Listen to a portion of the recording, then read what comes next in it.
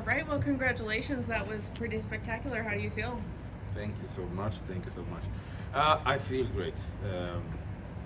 It's something special when you visualize something and you dare to speak it into existence and go out there and actually make it happen.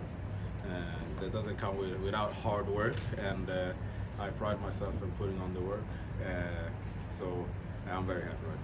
So, did you visualize that exact finish, or did you visualize a finish? What exactly did you do? Did you I see? had a lot of different pictures. That was first, and like that was the aim. I tried it a couple of times, but I wasn't perfect. Everything wasn't perfect, and he actually blocked a couple of and he was tough. But the third one, it came like a shock. He didn't expect it, and that's when they hit the worst. So that was definitely my favorite one. Were there any surprises in there? To be honest, not that much. Like he did some technical stuff, some adjustments from that I haven't seen before. That like I wouldn't say threw me off, but I had to adjust, and the coaches told me how to like. Move and what to do when he was giving me the different kind of looks that we hadn't seen before. So I just needed a couple of minutes to figure that out. But other than that, you could see in the second round, I started to get on the bike and started to feel more comfortable in there. We know you're going to go up in there against Carlos Leal. Yeah. Do you think you're going to be able to razzle dazzle again? What's razzle dazzle? Oh, just yes, to make well.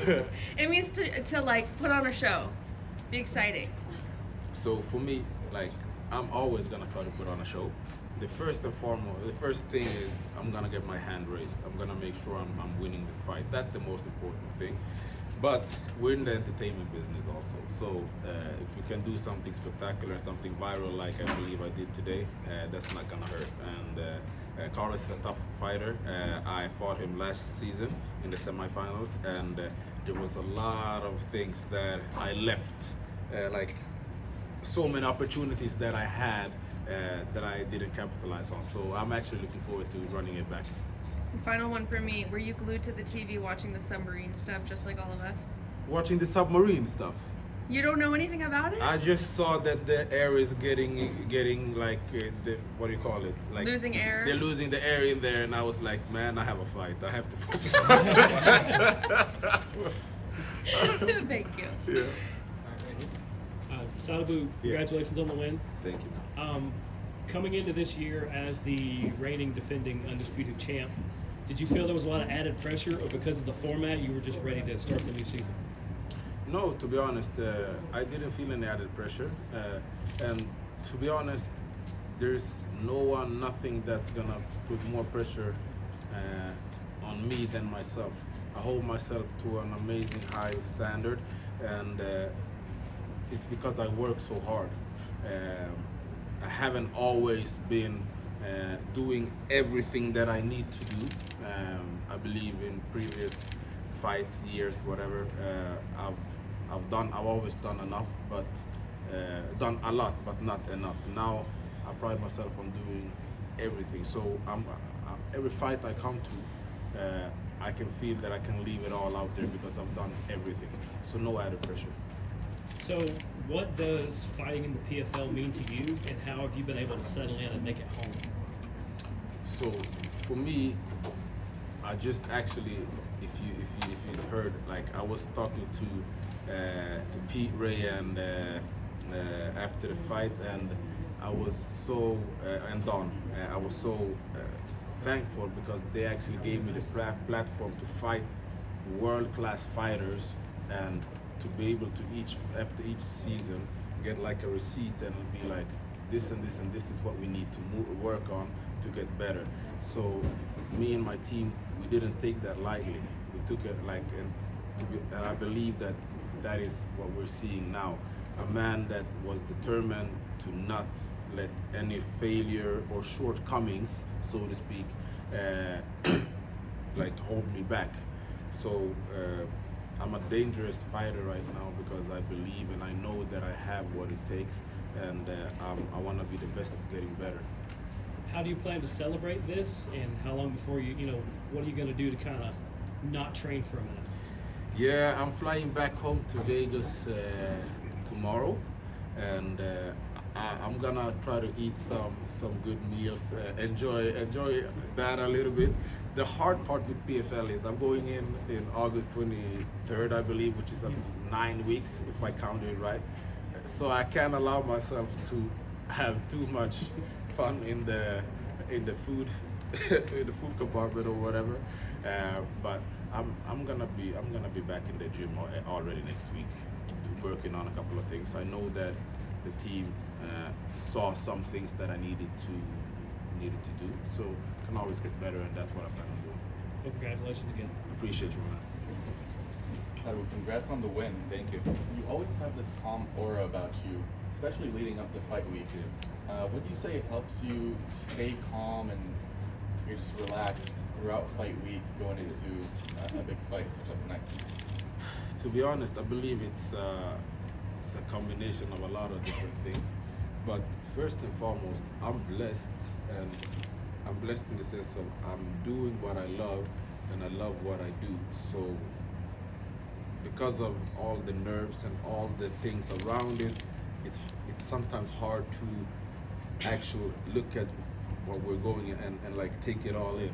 And that's what I've been trying to get better at, like take it in. Like this moment in 15 years, you guys are not gonna stand and talk to me, like, right? So the moment is now, the moment is here. So I'm trying to enjoy it, and that's something that I always try to pride myself on. Now, what is the opportunity of almost becoming the back-to-back champ mean to you? And it's big. It's big. Like for me, the next fight is the most important fight in my life. Without that, we're not gonna talk about back-to-back or anything like that. And it's a challenge that I'm so looking forward to, because like I know that since last season, both of us has grown, and it's gonna be so fun to go out and showcase Sadibou 2.0, if you want to say that, or whatever you want to use for word. So I'm looking forward to it. Lastly, Yeah. can you give us an early prediction? So for this one, I told you I was gonna give you a viral one, and I told people during the week that like the spinning head kick is my favorite one. So I wanna enjoy this one a little bit. I wanna like smell it a little bit, like smell the roses with this one, and then when I come back for the next one, when it's time to focus on Carlos, I'll give you something. Awesome. Thank you so much. Congrats. Sadibou, how's it going, man? It's Dan from Half the Battle. Yeah. So you said all week that you don't need a finish. However, your goal is to get a viral knockout. And I mean, look what you did. Yeah. So talk about that process of visualizing and manifesting it and turning it into a reality. Yeah, so for me, I believe that's one of the biggest reasons of my growth. I train, everything for me has to be on point. Physically, mentally, emotionally, and spiritually. Everything has to be on point. If I'm afraid to speak about getting you guys a viral knockout, how am I gonna go out and do it? Right. You see what I'm saying? So it has to start with me seeing it and me being able to watch myself do it. You know, that's step number one. Step number two is be able to speak about it. Don't be afraid to speak about it. For me, it wouldn't be a failure if it didn't come. I'm still gonna aspire to do great things. It's been an amazing week, and it's been so good for me to be able to finalize the fight week this way, to be honest. So I'm scared to see what the future holds.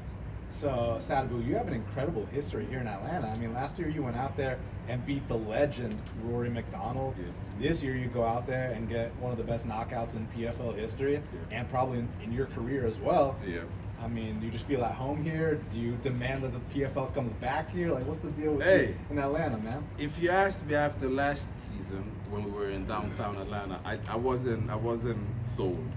But this time around, when we stayed in Buckhead, like it's been amazing. I like it. I'm a big fan, so I'm definitely coming back. And if it's with PFL or without, So, man, you've had a long career here, and it feels like now, like you're starting to reach new heights. Yeah. Never before seen. You're like a fine wine; you get better with time. What's Yeah. this process been like for you? no, amazing. So I believe me and the team, we trust each other so extremely well right now. We're a well-oiled machine, and we do whatever it takes. So we never get satisfied with this. I know that before we even leave this building, my coaches will have things that we're gonna work on, and they see like things that, oh, we should have done that, we should, this is like, and that's something, because for us, where there's an opportunity to grow and get better, that's where we need to be, and that's what we've been doing to be able to grow. And lastly, man, they call you the Swedish Denzel. Yeah. What's your favorite Denzel Washington movie? Oof, I have so many. American Gangster is, Yes, sir. It's a great one. My Thanks, man. man. Congrats. Appreciate you. Right here. How's it going? How you doing? Congratulations on an incredible fight. You had mentioned earlier that you had always put in a lot of work, but never enough. And at some point, you decided, like, it's enough. Enough is enough. I have to start putting in what I need to do. What kind of sparked that change, and when did you realize, and how did you get to that point where you're at now? To be honest, being in the gym and performing so good against everyone in the gym, but then having fights where I didn't perform to my abilities, so to speak. So I just needed to be completely honest and say, okay, if I try to do the same thing and expect a different result, I'm just stupid. So I need to try to do something else. So the team and I, we've been completely honest, and the trust is just growing and growing. And like I said, even after the finals, we just became the world champions last season. Before we even left the arena, we had things that we were like, this is what we're gonna work on.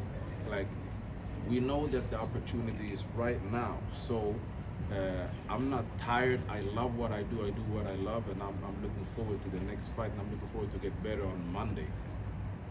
Do you anticipate any major changes going into your next fight camp? Major in terms of, Just in general. I believe so. Each fight and each fighter comes with a different challenge. So I know that a lot of things are gonna be the same in terms of the routine and where I'm gonna train and stuff. But I'm gonna try to get bodies that looks like Carlos and can imitate him and stuff like that. The game plan, we had a game plan for him last season. We were victorious, but he's a different fighter. I'm a different fighter. No, we're definitely gonna do some adjustments. And lastly, immediately after your fight, Orion came out and ended the fight in the third round with also a head kick. His was a knee kick, yours was a spinning back kick to the head. I just wanted to get your thoughts on that, because 2 in a row is kind of crazy.